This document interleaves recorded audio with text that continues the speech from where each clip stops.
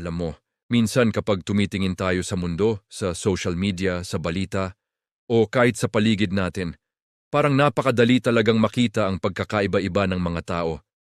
Iba ang paniniwala, iba ang opinyon, iba ang kultura, iba ang pananaw sa politika, relihiyon, at kung ano-ano pa. At dahil diyan, madalas nagkakaroon ng alitan. May nagsasabing tama sila, may nagsasabing mali ang iba. At habang tumatagal, parang lumalalim ang divide. May isang magandang quote mula kay Miki Kawamura na nagsasabing, "Our differences may sometimes divide us, but a shared desire for peace has the power to bring us back."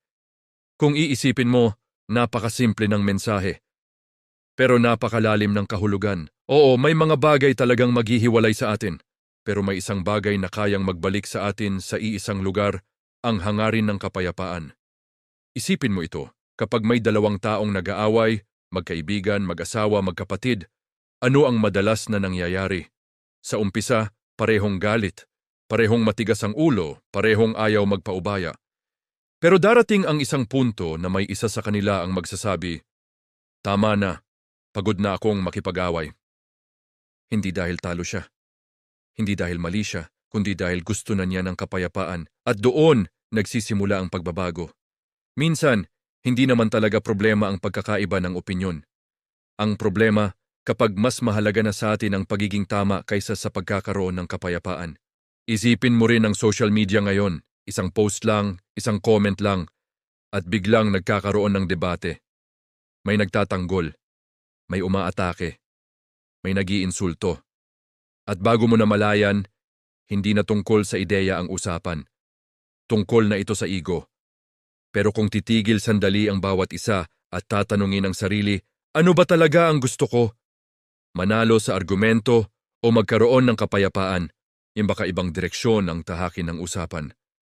Ang totoo, ang mundo ay hindi magiging pare-pareho ang pananaw. At marahil, hindi naman iyon ang layunin. Ang kagandahan ng mundo ay nasa diversity nito. May iba't ibang kultura, may iba't ibang ideya, may iba't ibang paraan ng pagtingin sa buhay. Pero kahit gaano tayo kaiba, may isang bagay na halos lahat ng tao ay gusto. Kapayapaan. Kapayapaan sa pamilya, kapayapaan sa komunidad, kapayapaan sa bansa, kapayapaan sa mundo. At kapag iyon ang naging common ground natin, doon nagsisimula ang paghilom. Naalala ko tuloy ang isang simpleng kwento. May dalawang kapitbahay na matagal nang hindi nagkikibuan. Nagsimula lang sa maliit na hindi pagkakaintindihan. Unti-unti, lumaki ang galit. Hanggang sa dumating sa punto na kahit magkasalubong sila sa kalsada, nagkakatinginan lang sila ng masama. Isang araw, nagkaroon ng bagyo. Malakas ang ulan. Malakas ang hangin. Biglang naputol ang isang malaking sanga ng puno at bumagsak sa bubong ng isa sa kanila. At alam mo kung sino ang unang tumakbo para tumulong? Yung kapitbahay na matagal na niyang kaaway.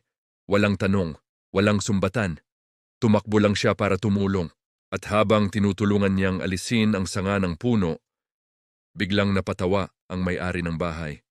Sabi niya, "Ang tagal nating nag-away, tapos ganito lang pala ang katapusan." Minsan, kailangan lang nating maalala na mas mahalaga ang kapayapaan kaysa sa pride. Hindi ibig sabihin nito na kailangan mong isuko ang iyong paniniwala. Hindi ibig sabihin nito na kailangan mong palaging sumang-ayon sa iba. Ang ibig sabihin lang nito, mas mahalaga ang relasyon kaysa sa argumento. Mas mahalaga ang pag-unawa kaysa sa paghusga. Mas mahalaga ang kapayapaan kaysa sa pagiging tama. Kung iisipin mo, karamihan sa mga malalaking conflict sa kasaysayan ng mundo ay nagsimula sa mga pagkakaiba. Pagkakaiba ng ideolohiya, pagkakaiba ng paniniwala, pagkakaiba ng kultura. Pero karamihan din sa mga conflict na iyon ay natapos dahil sa isang bagay, ang pagnanais ng kapayapaan. Kaya siguro mahalagang itanong natin sa sarili natin paminsan-minsan. Kapag may hindi tayo kasundo, kapag may hindi tayo kapareho ng opinyon, kapag may taong nakakainis sa atin, ano ba ang mas mahalaga? Ang patunayan na tama tayo o ang bumuo ng kapayapaan? Dahil sa dulo ng lahat, iisa lang naman ang mundo na tinitirhan natin. Magkakaiba man tayo ng pananaw, magkakasama pa rin tayo sa iisang planeta. At marahil, ang tunay na sukatan ng pagiging mature ay hindi kung gaano tayo kagaling makipagdebate, kundi kung gaano tayo kahusay gumawa ng kapayapaan.